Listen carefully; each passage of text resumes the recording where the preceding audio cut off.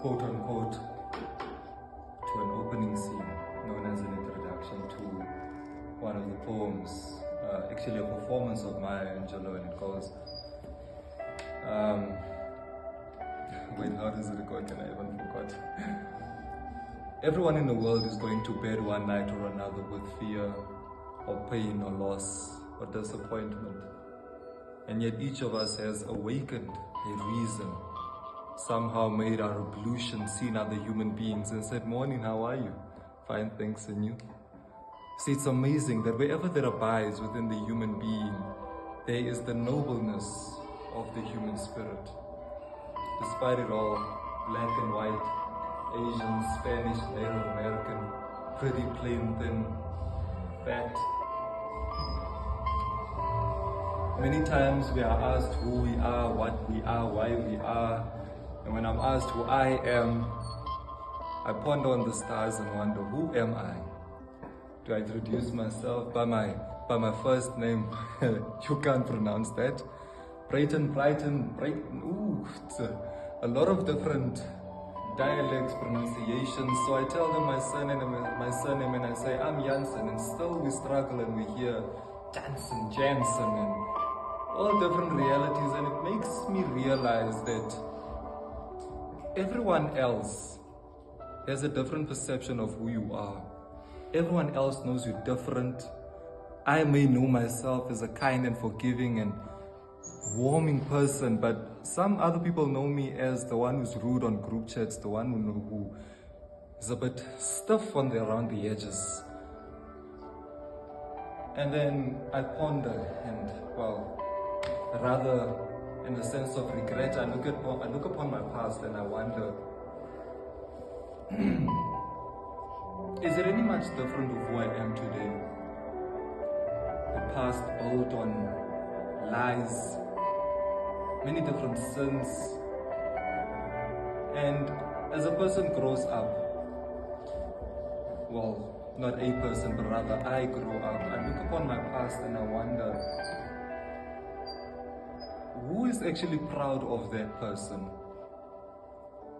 Many things I regret from my past. A lot of things that I've learned from it, that it is not where I want to be, it's not where I want to go. And yet I look at my current progress and I wonder if there is any difference. Does my mother see any difference? When she cried, in silence, when she cried and she said she feels like she has no children, and I as a young boy, and I said, I will be your child. And I question myself every day, have I been a son to my father? The lies, the distraught, the tension that I have brought, and great regret. And I wish that maybe we're already in the future so that I can go back in the past and reverse all the things that I've done. And it just teaches me more that every great bush has thorns along the sides. That imperfections make beauty. And I look upon other lives and I look at how beautiful they are, how perfectly clean they were, how they were raised in stable homes.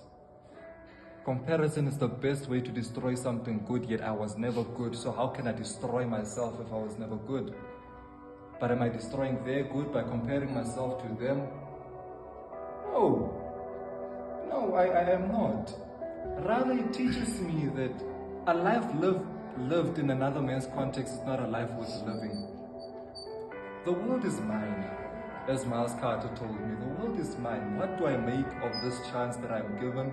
I messed up my past, my childhood. I messed it up, surely, greatly. With the sense of a negative 1-year-old baby, if there's any age.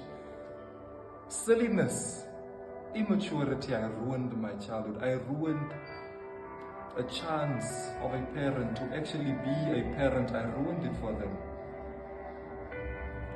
And right now, my actions, I wish I show my mother that I'm different from who I was.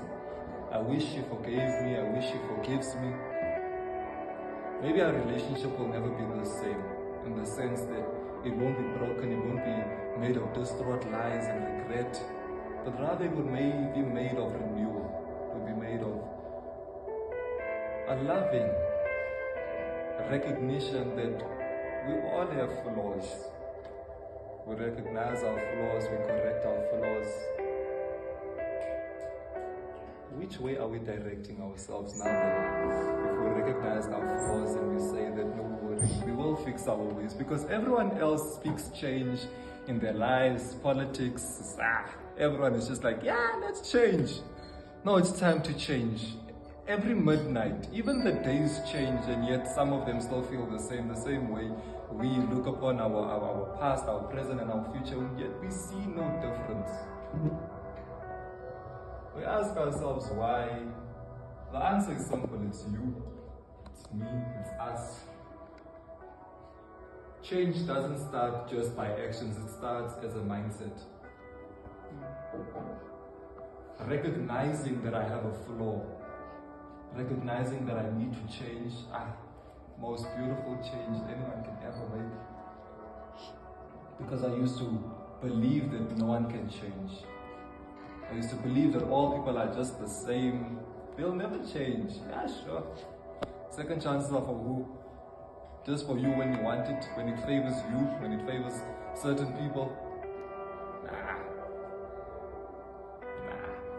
Second chances are for those who actually deserve it. And now another philosophical question you ask yourself, well, I ask myself is, do I deserve the second chance that I've been given? Am I changing? Am I? Where am I changing to? What am I changing for? Who am I changing for? Because in the midst of all these questions, I wonder if everything that I have done, am doing, and I am going to do, is it selfish actions? Is it done just for me to spite myself, my family, my own future?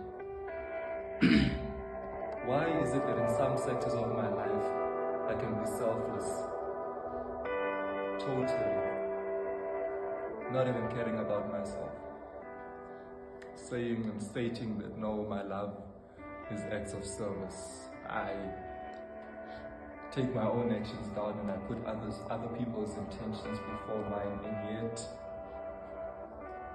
yet with every other chance that I'm given, probably on my 100,000th chance right now, because every other day is a new chance. Oh, I've messed up. Oh, things written all over. Yes, I'll change.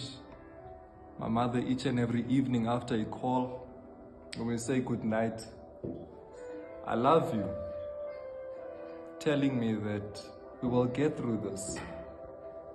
And when I say I love you too, is it true? Is it honest? Is it pure? Questions we ask ourselves, philosophical mindset of true believers.